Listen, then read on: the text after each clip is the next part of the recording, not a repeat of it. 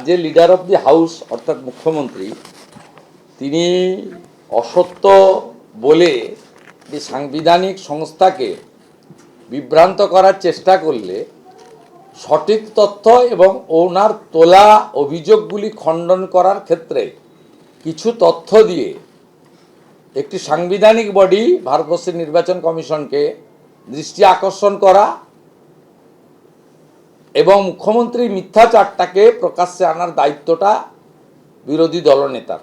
Election commission অনেক আগে থেকেই প্রস্তুতি নিয়ে ট্রেনিং দিয়ে এই রাজ্য থেকেও 1000-এর বেশি বিএলও এই ট্রেনিং প্রক্রিয়ার মধ্যে যুক্ত ছিলেন।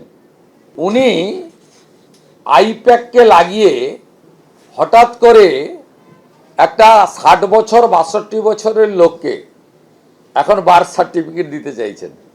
উনি হঠাৎ করে ডোমিসাইল সার্টিফিকেট দিচ্ছেন।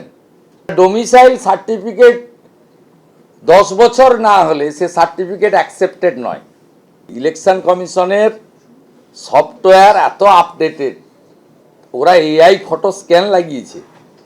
আপনার ভুয়া বার্থ সার্টিফিকেটগুলো বিএলওরা এবং ইআরওরা আপলোড করছে ডিওদের কাছে, ওরা রিজেক্ট হচ্ছে।